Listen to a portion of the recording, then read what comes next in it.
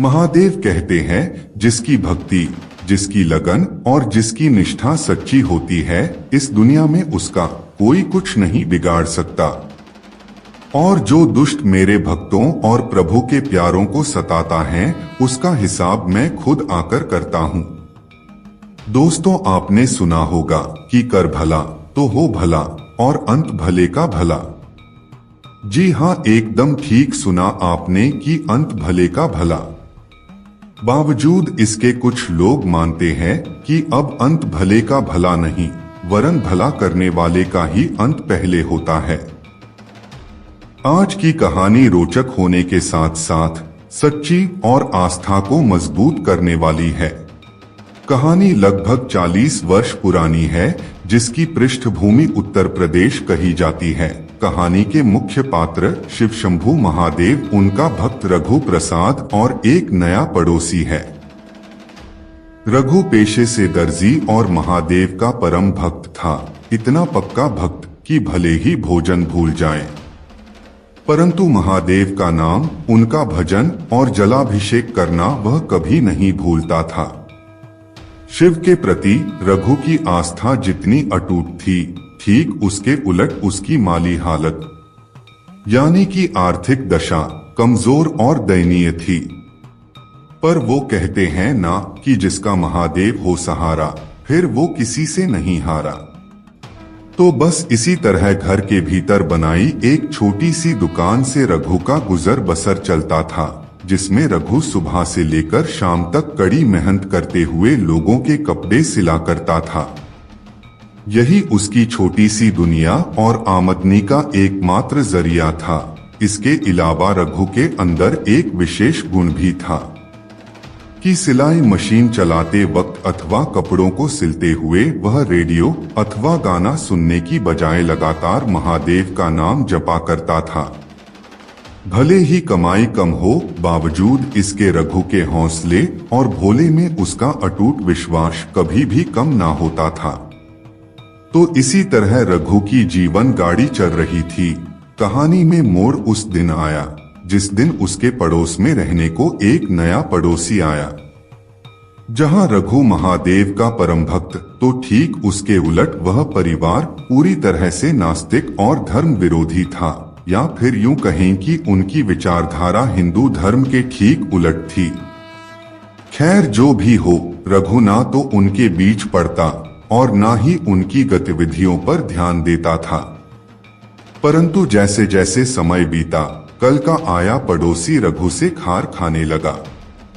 उसे रघु की शिव भक्ति और विशेष रूप से काम करते वक्त शिव का नाम जपना बहुत बुरा लगता था। स्पष्ट कहूं तो नया पड़ोसी रघु से जलने और ईर्ष्या करने लगा था। वह खुद तो दिन भर बड़े से परिवार संग पसरा रहता था तथा रेडियो और टेलीविजन पर भद्दे गाने चला सबको परेशान करता था। आलम ये था कि उसे रघु का सिलाई मशीन चलाना और उससे होने वाली आवाज से नफरत थी। संयोगवश एक दिन रघु को किसी काम से बाहर जाना पड़ा, जिस पर मौके का फायदा उठाते हुए पड़ोसी ने सेंध लगाकर रघु की सिलाई मशीन को उसके घर से चुरा लिया और शेखी बघारी कि अब देखता हूं कि कैसे वो दर्जी का बच्चा रघु महादेव का नाम लेता है और शोर मचाता है। जब देखो तब वह तड़के से लेकर रात भर मशीन से ही चिपका रहता है। उस पर मशीन की आवाज, तौबा तौबा, इससे तो मेरे कान फटते हैं। अब ना रहेगा बांस और ना ही बजेगी बांसुरी। अगले दिन रघु जब वापस आया तो मशीन को वहां ना पाकर बहुत परेशान हुआ। उसने यहाँ वहां देखा और मशीन को खूब ढूंढा, परंतु उसकी सिलाई मशीन कहीं भी नहीं मिली। मिलती भी कैसे, उसे तो नए पड़ोसी ने ले जाकर कहीं छुपा जो दिया था। अब तो रघु की हालत रोने वाली थी। वो दुकान में स्थापित महादेव की मूर्ति के आगे गिड़गिड़ाने लगा। उसकी आंखों से आंसुओं की अविरल धारा बह निकली। उसके पास धन भी ना था कि चलो जाकर नई अथवा पुरानी मशीन खरीद लाए। ग्राहकों के बिना सीले कपड़े उसके सामने पड़े थे। चूंकि यही उसकी रोजी रोटी थी तो वो असमंजस में था कि आखिर करे तो करे क्या। एक बार तो उसके मन में ख्याल आया कि वो थाने जाकर पुलिस में रिपोर्ट करा दे, परंतु उसका मन बारंबार यही कह रहा था कि मशीन कहीं नहीं गई, वरन आसपास ही है। वो कहते हैं ना कि भगवान अपने सच्चे भक्तों की परीक्षा अवश्य लेते हैं। रघु ने भी इसे भोले की इच्छा मान महादेव के आगे हाथ जोड़कर गुहार लगाई कि हे देवों के देव महादेव, अगर मेरी सोच और भक्ति सच्ची है तो फिर कृपा कर मुझे इस भवसागर से पार उतारें, मुझे राह दिखलाएं और मेरी मदद करें। बस यूं ही भोलेनाथ का नाम लेते लेते ना तो उसने भोजन किया और ना ही जल को ग्रहण किया तथा रोते रोते वह सो गया। अगले दिन उठ रघु ने नियमानुसार भोलेनाथ की पूजा अर्चना की और मंदिर जाकर वहीं बैठ गया।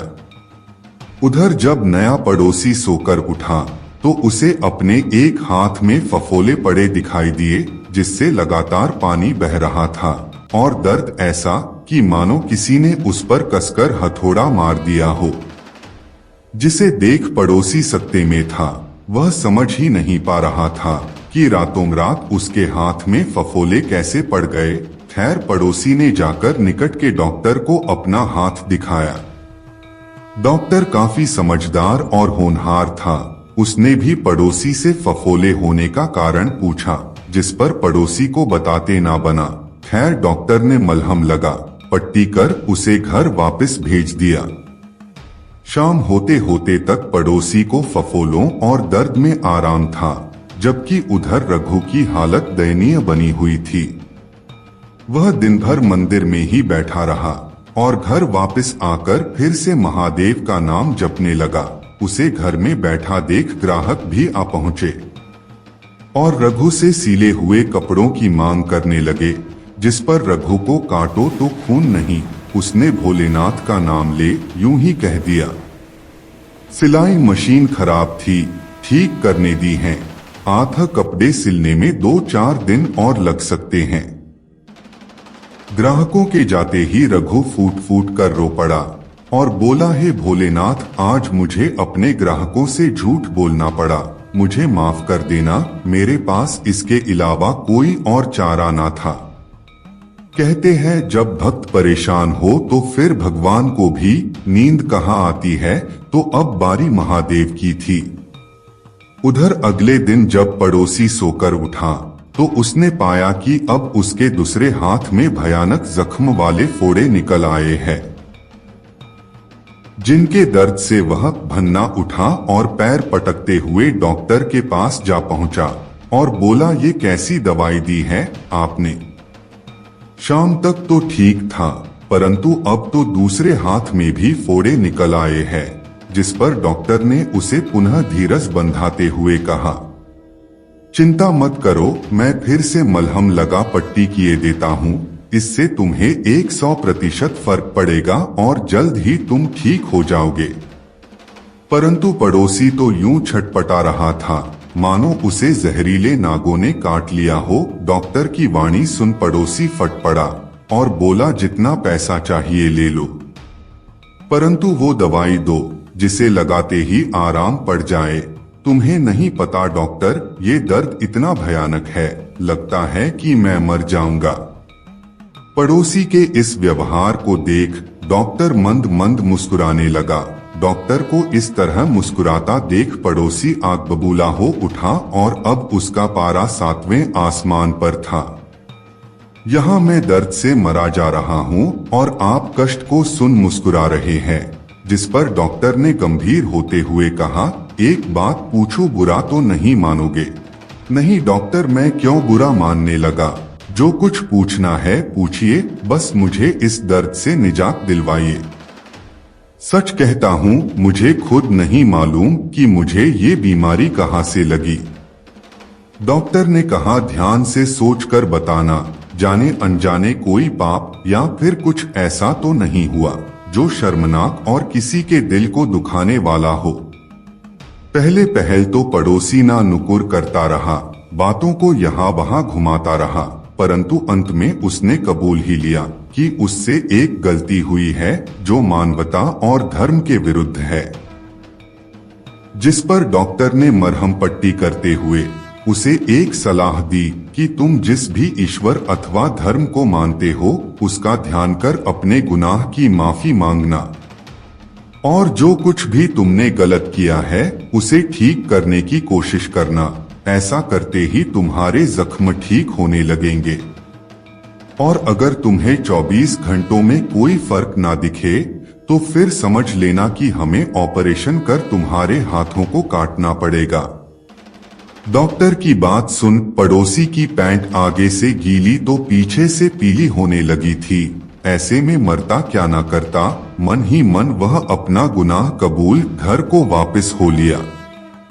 उधर रघु भूखा और बेहाल मंदिर में जाकर भोले के चरणों में बैठा रहता था और वापस घर आ ध्यान करते करते सो जाया करता था। अगले दिन जब रघु मंदिर गया हुआ था तो पड़ोसी ने मौका देख चुपचाप सिलाई मशीन को ले जाकर वही रख दिया जहां से उसने चुराई थी। उधर सांझ ढले रघु भी मंदिर से घर को वापस पहुंचा। थके शरीर और निराश मन होने के बावजूद उसने जय शिव शंभू, जय महाकाल, हर हर महादेव कहते हुए घर के किवाड़ को खोला।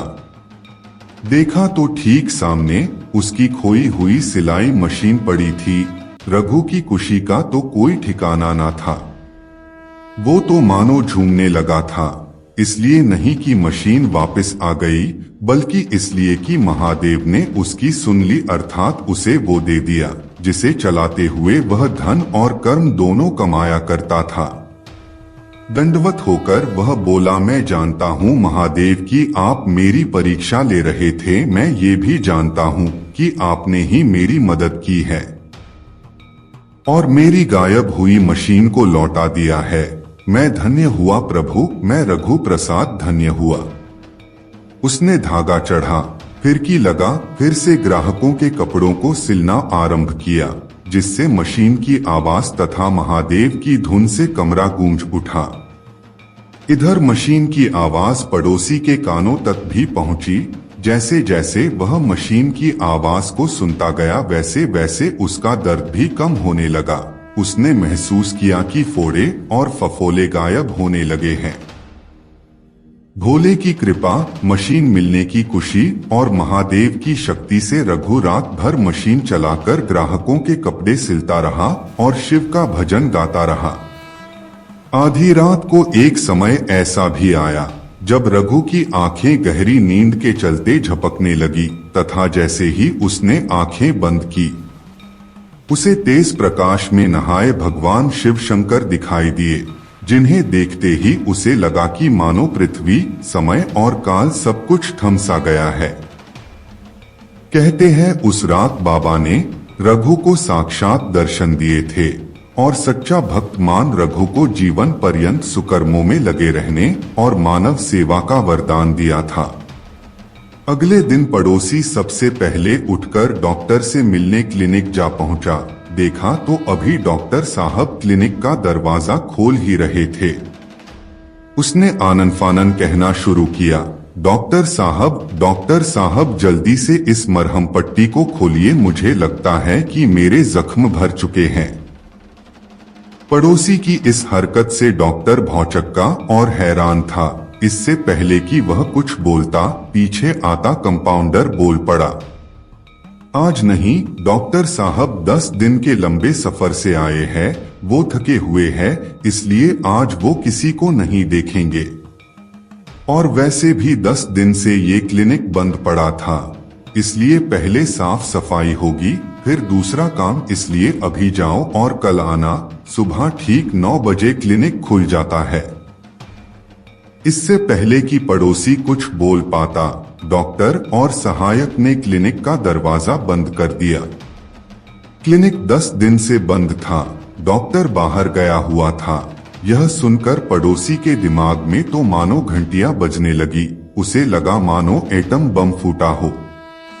अब तो पड़ोसी हक्का बक्का और बिना ठंड के ही कांपने लगा था। उसके मन में एक ही सवाल था कि अगर ये डॉक्टर है तो फिर वो कौन था जिसने उसकी मरहम पट्टी, दवा दारू और उसे अपने गुनाहों से तौबा करने की सलाह दी थी। साथियों, उम्मीद है कि अब तक तो आप भी समझ ही गए होंगे कि वह डॉक्टर कौन था। इसलिए जाने से पहले कमेंट बॉक्स में जरूर लिखना कि वो डॉक्टर कौन था। ध्यान रखना, विश्वास जितना पक्का होगा, भक्ति का रंग भी उतना ही गाढ़ा चढ़ेगा। जितना आप प्रभु में आस्था रखेंगे उतना ही आप प्रभु के करीब होते जाएंगे। प्रेम, षड्यंत्र, साजिश और भक्ति ना तो एक दिन में बनती है और ना ही पल भर में फलीभूत होती है। जीवन में प्रत्येक कार्य के लिए सच्ची निष्ठा और लगन का होना अति आवश्यक है। ठीक उसी तरह जैसे रघु प्रसाद की निष्ठा महादेव में थी और लगन अपने काम में। यही वजह थी कि महादेव ने खुद अवतरित होकर उसकी रक्षा और सहायता की। आपने कहानी को प्रेम पूर्वक सुना, उसके लिए आपका धन्यवाद और प्रणाम। भोलेनाथ से प्रार्थना है कि वह आप सभी को खुशियां और मनवांछित शुभ फल प्रदान कर जीवन में सफल बनाए। आपका कल्याण हो। हर हर महादेव।